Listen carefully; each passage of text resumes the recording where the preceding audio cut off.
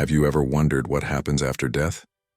What if someone came back with a direct warning from Jesus about the future of humanity? In today's video, learn about the shocking account of Mason Thorne, a 15-year-old boy who died for 11 minutes after being struck by lightnings and came back saying, 2025 will be the last. Get ready for a shocking revelation. Leave your like, subscribe to the channel, and comment from which city you are watching. Your participation may awaken others. My name is Mason Thorne. I was 15 years old when I died. It was a muggy Friday in Knoxville, Tennessee. The sky was in that deceiving way, too calm as if it was holding its breath. My school team was playing against city rivals and I was on the sidelines waiting to be called up. But there was something wrong. Ever since I woke up, I felt like someone was watching me, inside, as if time around me had warped. I should have been focused on the game, but my eyes kept searching for the sky. It was gray but clean, no thunder, no heavy clouds. And yet, I knew. Something is going to happen. When I finally stepped onto the field, it was like stepping onto a stage that had already been prepared. I barely touched the ball. I only remember the flash. A sound that was not sound, but vibration. Then nothing. I fell right there. Stopped. Dead. They said my heart stopped 11 minutes and 44 seconds. No pulse, no breath of life. Meanwhile, inside, I was being ripped away from the world like a leaf blown by the wind. And what I saw, it wasn't heaven. It was court. It was revelation. It was a warning for all of us. I didn't fall. I was pulled. There was no pain, no fear, just a silence so heavy that it seemed to have its own weight. Everything went dark suddenly, like when the TV goes off the air in the middle of a movie, but I didn't delete it together. I woke up. It was as if I were floating, but without wind, without air, without body. Everything around me seemed made of gray and sound. It wasn't darkness, it was absence, a kind of full emptiness. And, in the midst of it, a deep sound began to vibrate in the distance like a note held by someone giant. That's when I saw the first tear. It felt like a cut in the fabric of reality, a crack made of liquid light. And when she opened wider, I was pulled again, this time inside her. The feeling was impossible to explain, like I was being taken apart, cell by cell, but without pain, just truth. Truths I never wanted to face were coming to light. Fears that I hid, feelings that I never understood. Everything came to the surface as if the place itself was reading. Me from the inside, and on the other side, I saw him. Not in the way I imagined, not like the paintings show. He didn't have a fixed face, but presence. It was like a human flame made of raw compassion. He didn't speak, but I heard everything. It was like every part of me knew what he wanted to say, before it was even said. And then came the first clear sentence. Not in words, but inside me. You are watching time die. At the time, I didn't understand, but he took me, without walking, without flying. Us moved, as if space obeyed him, and what I saw was the earth, but not like a globe. It was a beating heart, with veins of light spreading everywhere, but some were going out, and others had already disappeared. I asked without asking, "What are these lights?" And the answer exploded inside me. Prayers, faith, real love. And then he showed me 2025. Not like a date on a calendar, it was like a spiritual portal. A limit, an edge. As if after that something changed forever. He made me feel the weight of this year, and it was like an overfilled dam. If faith diminishes, the veil falls, and there's no going back. That went through me. I felt light and crushed at the same time, as if seeing the end of a time of mercy, and he spoke within me again. The end does not begin with wars, it begins with oblivion. And everything inside that place seemed to scream that. Every light, That went out was a soul that gave up. Each broken chord was someone who stopped praying, believing, loving. It wasn't destruction. It was distraction. Too many people running after everything but him. And in that place where time was already dying, I began to understand. The fall would not be a scream, but a silence. And 2025 would be the last warning. After he showed me what seemed to be the heart of the earth, we were led away, not by choice, but by destiny. It was as if everything in that place obeyed a bigger plan, and I was just following the flow of something that had already been written before I was born. We went through layers of reality, of time, of soul. Each one had a different smell, color, and sensation. An era made of memories, another one of regrets. A third seemed full of voices that had never been heard. But he didn't stop at them. He took me straight to a place that seemed to float on the edge of reality. It looked like a city, but not like ours. It was made of light, but a dense light with weight, with pain. It was as if each building was built by prayers, some strong, others cracked. In the streets there were no people, but presences. People who were there in spirit. People who were still alive in the physical world, but whose souls were trapped here, half sleeping, half crying. And I felt their despair. They screamed without sound. They asked for something they didn't even know how to name. It was hunger. Not for food, but for real. And what shocked me most is that many of them were young, like me, like you. People who laughed on social media but cried inside. People who seemed full on the outside, but empty on the inside. People who had already given up on God but didn't even know that he was still waiting for them. And then Jesus, yes, it was him, I had no doubts, raised his hand. And it was as if the city's roof disappeared, and I saw what was above. Cloak of darkness, but not like a shadow. It was made up of distractions, of noise, from notifications, of empty ambitions. It was a cloud that covered the real light, not by force but by excess. The excess of everything, content, comparison, crush. And Jesus said within me, "This is the new domain. It does not destroy, it sleeps."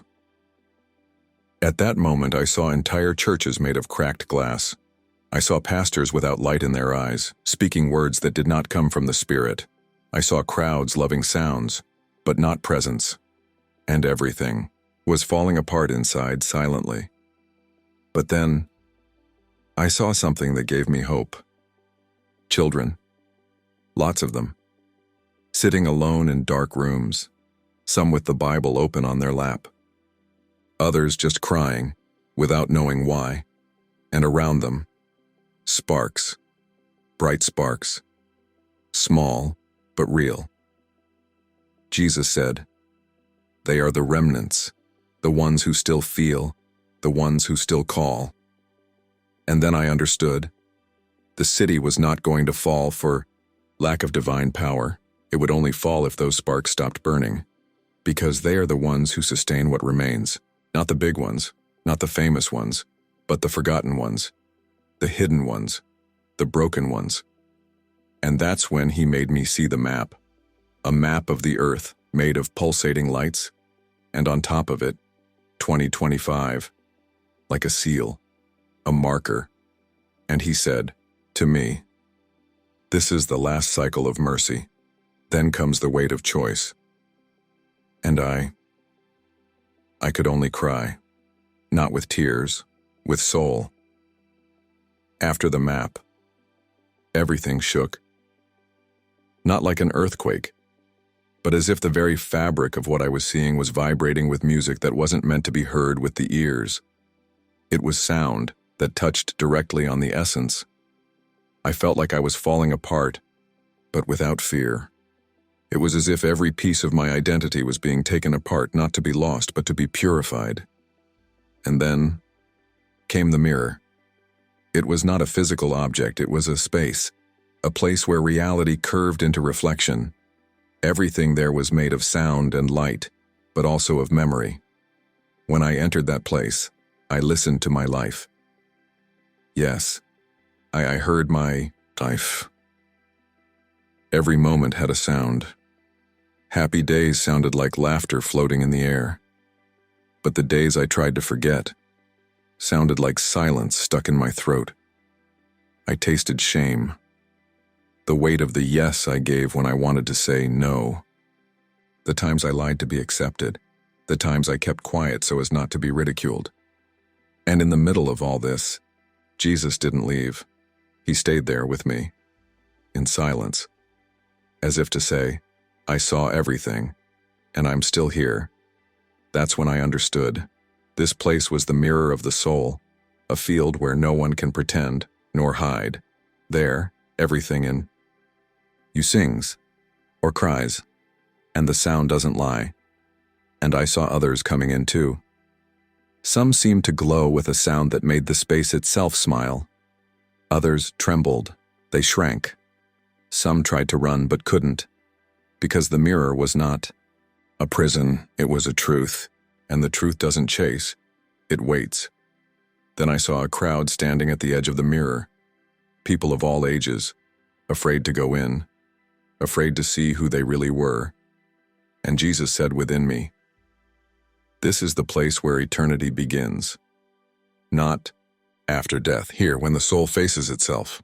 He showed me that many never get there, because they spend their entire lives running away from themselves, burying the pain with distraction, trying to appear strong, while inside, they beg for release. And then, he showed me something even more painful, an invisible queue. Thousands, maybe millions, people who were on the edge from this place and retreated, people who felt the call, who dreamed of God, that he almost believed.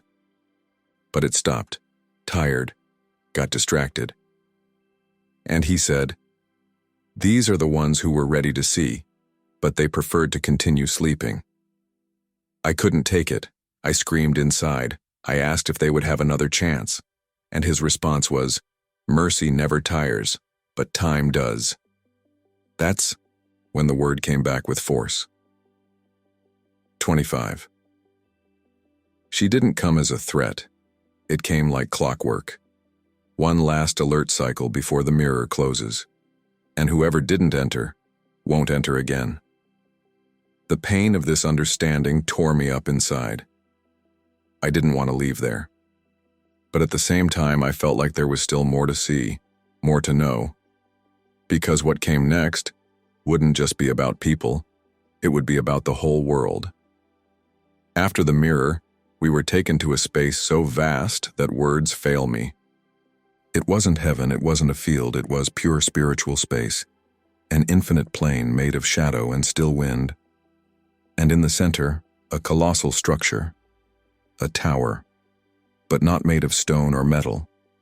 It was made of names. Yes, names.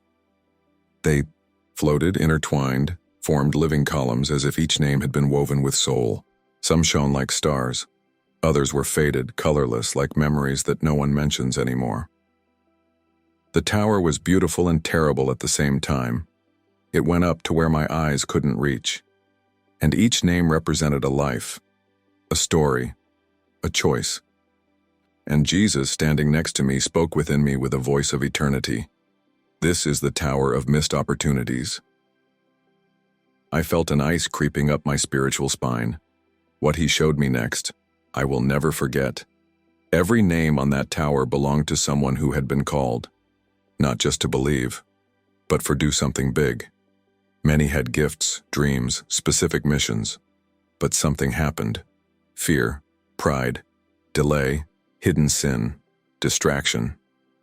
I saw it with my own spiritual eyes. Young people with burning hearts who lost themselves in addictions. Old prophets silenced by tiredness. Artists who exchanged anointing for fame. Leaders who traded fire for applause. And every time one of these people gave up, the name was erased. I cried uncontrollably because I knew some of those names were still alive. They were still breathing, but spiritually they had already given up. And Jesus then showed me something that cut my soul. A dark block in the center of the tower, where the names were not just erased, were crossed out. And he said, "These are the ones who were lost at the last call." Last? The word echoed inside me with a weight that made my spirit shudder. "Try," he replied, "those who saw the warning and ignored it." It was then that I understood 2025 is not a number, it's a line between calling and silence, between chance and judgment. He made me feel this. The time of mercy is closing like a flower in the evening. Those who hear the call now still have a chance to rekindle their names, but many are playing with the sacred as if it were a spectacle. And then he raised his arm and pointed to the spiritual horizon of the tower, and there I saw something forming. A crack in the invisible sky. From inside her, something dark came, slow, dense, like living smoke. It wasn't hell, era indifference, a global spirit of coolness, of apathy, of mockery of what is holy. And Jesus said with the most pained eyes I have ever seen, "If the tower falls, the veil is torn, and no one can say they weren't warned." I didn't know what would come next, but my spirit was already shaking. Why time was getting shorter, and I was about to see what happens when the world stops listening. The tower was left behind, but its pain came with me. There was no time between places. It was as if each spiritual space folded into the next once the lesson was felt. I didn't walk. I was taken. As if the sky itself was pulling me where I needed to see, even when I didn't want to. And then, he took me to the quietest place I have ever experienced. An endless clearing, surrounded by a darkness that was not the absence of light, but the absence of voice. In the center, thousands of people kneeling. Some were shaking, others just stared into space. None spoke. None reacted. It was as if they were all waiting for something, but they didn't know what. They were the silenced ones. Jesus spoke within me. These are the ones who heard, but were silenced. Right away I understood. They were people who had had dreams, visions, signs, ordinary people and mothers, children, young people, elderly people, who one day felt God's touch, but were ignored, ridiculed, discredited. People who tried to tell what they saw, but were called crazy, fanatic, impressionable child. And because of that, they were silent. Their spiritual pain was something that cannot be described. It was as if each one carried a flame inside their chest, trapped, as if their very faith had been frozen by the fear of rejection. And then, Jesus showed me something devastating. Within their silence there were unspoken words, and those words gathered like chains around the earth. Every unspoken word was a closed gap, a cure that never arrived, a warning that was not given, a soul that has not been reached. He looked at me, or rather, me. Felt, because there, looking, was presence. And he said, "The earth is full of trumpets that have chosen silence." And then, made me see a calendar suspended in the air. Each leaf was a year, 2020, 2021, 2022. And as the years passed, more of these trumpets fell silent, until you arrive at 2025. This leaf wasn't turning like the others, he was burning.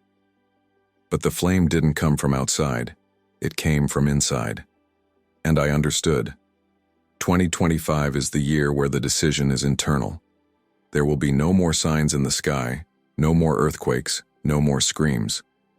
It will be inside the heart, silent, but decisive. Jesus took me to one of these kneeling people. It was a girl. It couldn't have been more than 10 years old. Eyes closed, hands pressed against his chest. And I heard what she was trying to say without a voice. "Use me, even if no one sees." That broke me. Her flame, though hidden, was stronger than many lights I have seen in pulpits. And Jesus said, "This generation doesn't need a stage, it needs purity." And that's when I understood what was really at stake. It's not the end of the world. It's the end of listening. The world is becoming deaf to what is eternal. And 2025 will be the year where the sky will speak more quietly, and only those who still listen in silence will hear. After the clearing, everything went dark, but it wasn't the darkness of fear. It was the darkness of waiting, as if the entire world was holding its breath. I no longer saw Jesus by my side, but I felt him in me.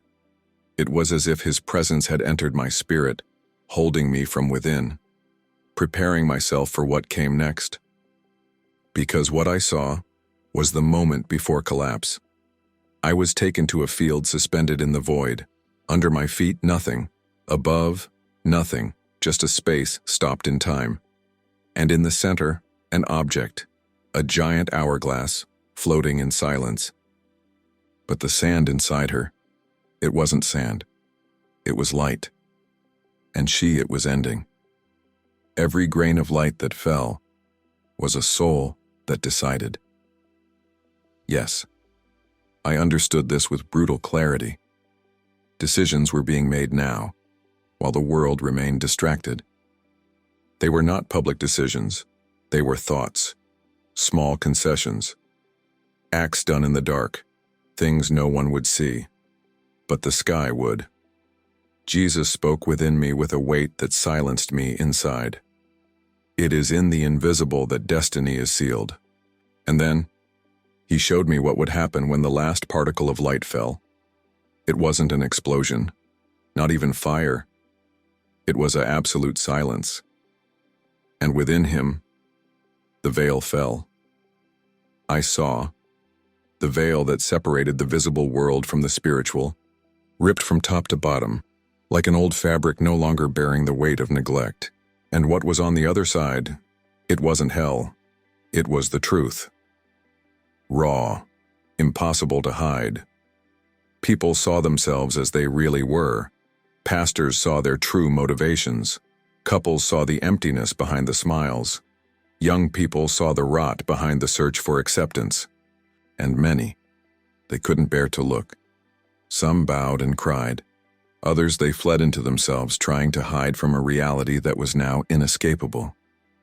And that's when I realized this revelation would not come with a public warning. It was already happening in silence, within thousands.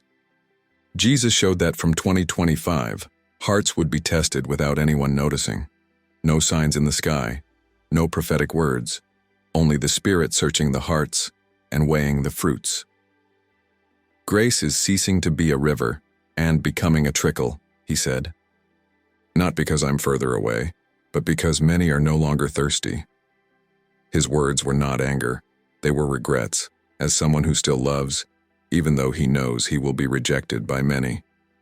And then, I saw it. One last breath coming out of the hourglass. Not a grain of light, but a golden breath, as if it were the last breath of mercy being released to earth.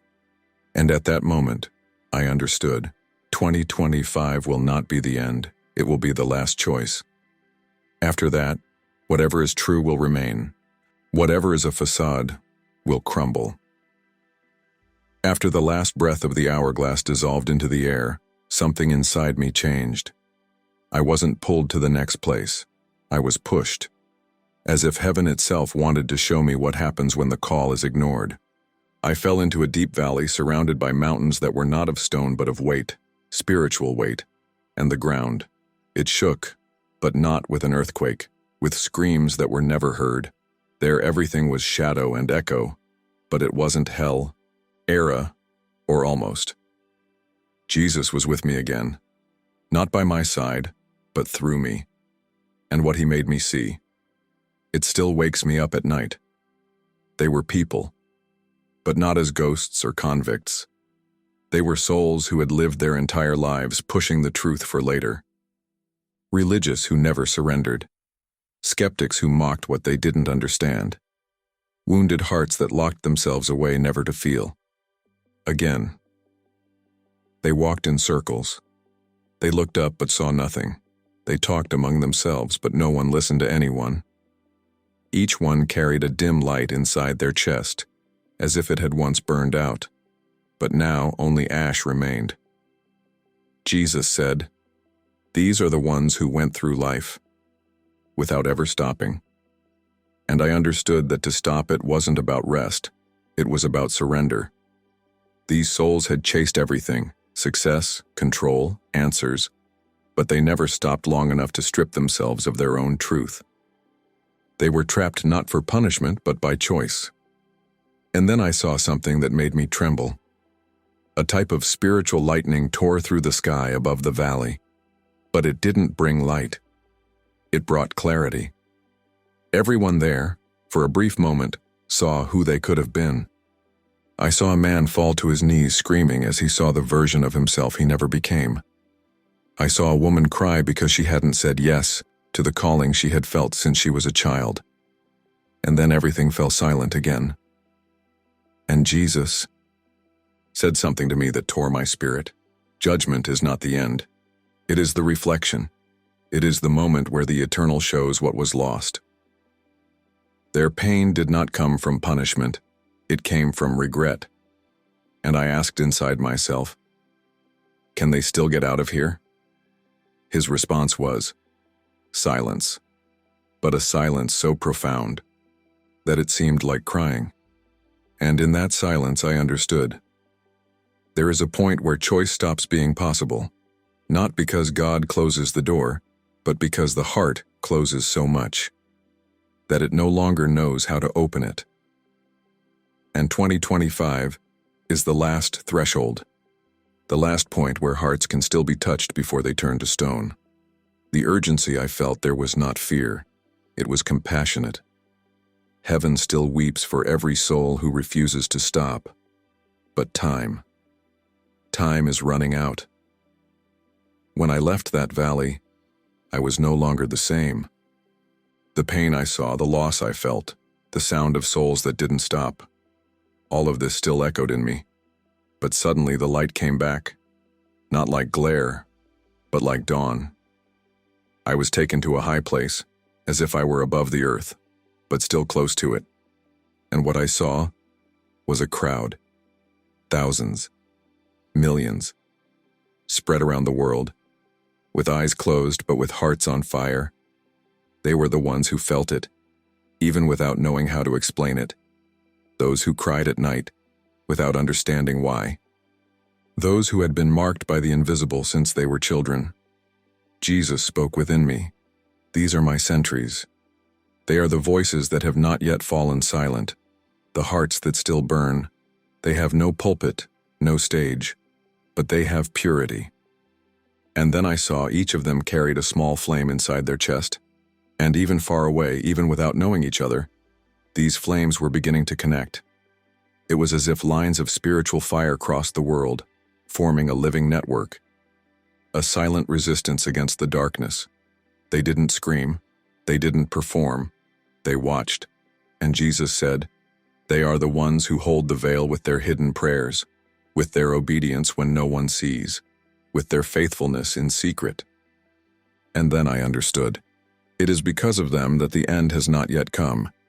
25 would be the decisive year, but the end would only come if these sentinels were extinguished, if they stopped watching, to pray, to burn.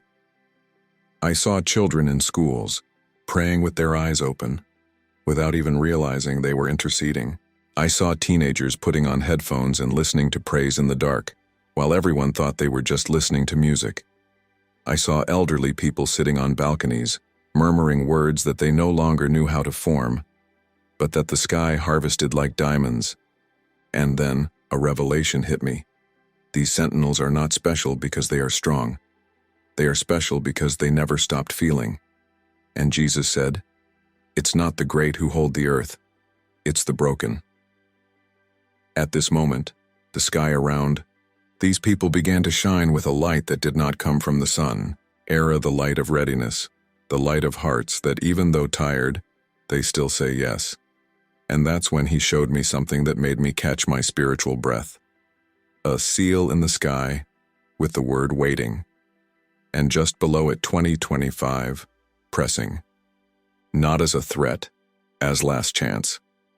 This is the year where the sentinels will be activated or dormant. It will all depend on a whisper. Yes, Lord, I am here. And then he prepared me to see the end of the vision, because what I would witness next, it was the exact moment where time is torn apart and judgment begins to touch the earth. What happened next? It didn't feel like a vision. It looked like a seal being broken within the universe. I was taken to what I can only describe as the edge of time, a threshold between what can still be changed and what has already been sealed.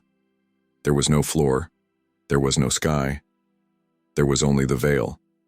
But now, he was tremendous, like a curtain holding back a storm on the other side. And I was there, not as an observer, but how witness. Jesus showed me without words that what I would see now was not the future. It was a consequence, and then it happened. The veil ripped, not with violence, but with a deafening silence. And what gushed from the other side, it wasn't fire. It was not destruction. It was something much scarier, the full truth. All hearts were exposed. All intentions, all appearance fell. The masks, the excuses, the distractions, they all evaporated, and every soul stayed alone in front of glory. I saw leaders fall to their knees, not out of regret, but out of shame. I saw artists cry for everything they exchanged for applause. I saw teenagers facing the spiritual versions that could have been, but were never born. It wasn't God punishing. It was reality revealing itself. Because with the veil torn, no one could lie anymore, not even for yourself. And then, a sound echoed, low, deep, like a heartbeat echoing in the heavens. It's done. I understood that it was not the end of humanity. It was the end of choice. After that, each one would reap what he sowed, not with his hands, but with his heart. And 2025, it was the gate. The last point where spiritual time was still malleable. After that, everything that was rootless would fall. Everything that was on the surface would be ripped away. But in the middle of the reveal, something surprised me. I saw children smiling, old people smiling, simple people forgotten, ignored by the world shining. They had no fame, they had no followers, but they had delivery, they had oil. Jesus showed me, these are the ones who will be standing when the veil falls. Not because they were strong, but because they had already surrendered before heaven demanded it. And then he looked at me, not with eyes, but with essence. And he said, you weren't sent to scare, you were sent to remember. Remember that there is still time, that the fire can still ignite, that yes can still be said. And with that, everything started to move away. The light, the vision, the field, as if I were being returned to the world. But the world was no longer the same, and neither do I. I don't remember the exact moment my spirit returned to my body. I just remember the absolute certainty that it wasn't just an experience, it was a mission. And this mission is simple. 2025 will be the last, not because it is the end of the world, but because it is the end of the interval. After that, what is, will be, and what isn't, will fall. Let those who have ears hear, because the sky is already talking. If you liked this beautiful spiritual testimony, leave a like, comment on your impressions, subscribe to the channel, and don't forget to activate the notification bell to watch each new video and help us spread this message to a greater number of people. Until next time.